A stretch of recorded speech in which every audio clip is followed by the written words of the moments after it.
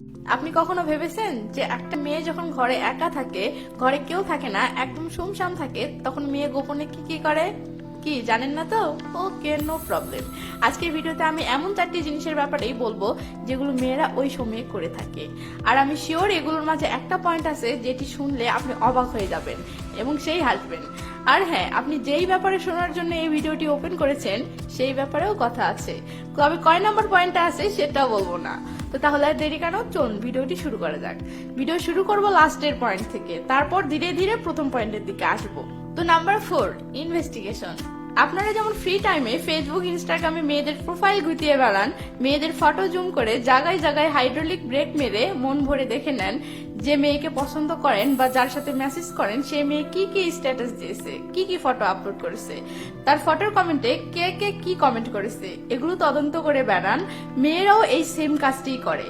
মেয়েদেরকে যত ছেলে মেসেজ করে, মেয়েরা সময়ের অভাবে সাথে সাথে তাদের প্রোফাইল ঘাটার তেমন সময় না পেলেও মেয়েরা যখন ফ্রি টাইম পায়, মানে ঘরে একা থাকে, তখন মেয়েরা ঠিকই সেই ছেলেদের প্রোফাইলে গিয়ে কোনায় কোনায় চিরুনি তল্লাশি চালিয়ে 14 গোষ্ঠীর সকল তথ্য উদ্ধার করে। ছেলেটির গার্লফ্রেন্ড আছে নাকি, ছেলেটির মেয়ে ফ্রেন্ডের সংখ্যা কেমন, ছেলেটির পোস্ট বা স্ট্যাটাসে মেয়েদের কমেন্টগুলো কেমন, ছেলেটি যে ফটোগুলো আপলোড করেছে সেগুলো এডিট করা নাকি অরিজিনাল, ইত্যাদি বালচেরা, সরি হিন্দি বলে ফেলেছি, ইত্যাদি চুলচারা বিশ্লেষণ করে। তবে হ্যাঁ, মেয়েরাও ছেলেদের ফটো ওপেন করে করে দেখে, তবে ছেলেদের মতো ওইভাবে জুম করে করে দেখে না। আর জুম করে কি বা দেখবে? আপনারা তো আর সালমান খানের মতো খালি গায়ে ফটো আপলোড করেন না যে মেয়েরা জুম করে করে আপনাদের 6 প্যাক ঘুরবে। তো নাম্বার 3, পুরাতন চ্যাটিং বা মেসেজগুলো পড়া। আপনারা তো মেয়েদেরকে মেসেজ সেন্ড করে পরের দিনে ভুলে যান কি কি মেসেজ করেছিলেন, কিন্তু জনাব, মেয়েরা পুরাতন মেসেজকে কবর থেকে তুলে পোস্টমর্টেম করার উস্তাদ। মেয়েরা যখনই রুমে একা থাকে, কোনো কাজকাম পায় না, তখন তারা পুরাতন মেসেজ বা চ্যাটগুলো পড়তে থাকে, যেগুলো তারা তাদের এক্স বয়ফ্রেন্ডের সাথে করেছে বা ছেলেদের সাথে করেছে। চ্যাটিং করার সময় তারা যত মজা পায়নি, চ্যাটিং পড়ে তারা তার চেয়েও বেশি মজা নেয়। চ্যাটিং এর মাঝে দুষ্টু মিষ্টি কথাগুলো তারা বারবার পড়ে আর মনে মনে হাসে। যদিও ছেলেরাও এমনটা করে, তবে পার্থক্য আছে মাম্মা। ছেলেরা কেবলমাত্র বর্তমান ক্রাশের বা বর্তমান গার্লফ্রেন্ডের চ্যাটিং গুলোই পড়ে, কিন্তু মেয়েরা অতীতে যত আশিক ছিল আর বর্তমানে যতগুলো মজনু পিছনে ঘুরতেছে সবগুলোর চ্যাটিংই পড়ে। এবং ছেলেরা কেবলমাত্র পুরাতন চ্যাট থেকে সেকে সেকে দুষ্টু দুষ্টু চ্যাটিং গুলো করতেই বেশি আগ্রহ দেখায়, কিন্তু মেয়েরা আবার এসব দুষ্টু কথা বারবার পড়ে মজা পায় না। তারা ছেলেদের সাথে চ্যাটিং করার সময় ছেলেরা যে লম্বা লম্বা মেসেজগুলো করে, যেগুলো মেয়েরা তৎক্ষণাৎ অত মনোযোগ দিয়ে পড়ার সময় পায় না, সেগুলো মেয়েরা পরে একা থাকার সময়গুলোতে সেগুলো খুঁজে খুঁজে বের করে মনোযোগ দিয়ে পড়ে আর ফিলিংস নেয়। Number 2, singing and dancing.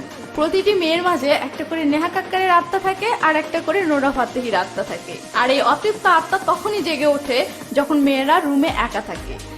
এই যে মেয়েরা তাদের বয়ফ্রেন্ডকে ফোন কলে গান গেয়ে শোনায়, এই যে আপনারা কোনো মেয়ের সাথে ফোন কলে কথা বলার সময় হুটহাট আবদার করে বসেন, প্লিজ একটা গান শোনাও না। মেয়ে রাজি না হলে আপনারা যে তেল মেখে পাম্পটি মেরে রাজি করিয়েই ফেলেন গান গাওয়ার জন্য, তো কি মনে করেন মেয়েদের কোনো প্রস্তুতি থাকে না? আরে মাম্মা, মেয়েরা জানেই যে মেয়ে হয়ে যখন জন্ম নিয়েছি তো ফোন কলে কাউকে না কাউকে তো কোনো না কোনো দিন গান শোনাতেই হবে। তাই তারা যখনই রুমে একা থাকে, আশেপাশে কেউ থাকে না, তখন তারা বেশিরভাগ সময়ই গোপনে গান গাওয়ার প্র্যাকটিস করে।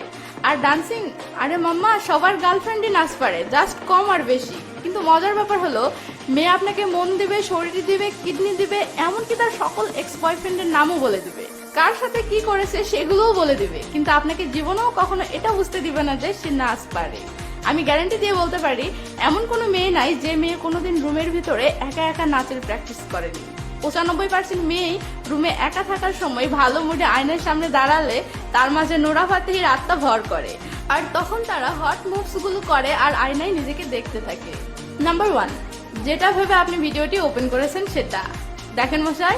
আপনি যে বিষয়ে শোনার জন্য ভিডিওটি ওপেন করেছেন এবং এতদূর পর্যন্ত কলিজার উপর পাথর তুলে দিয়ে অপেক্ষা করে আছেন, সেই বিষয়ে বলার মতো কি বা আছে?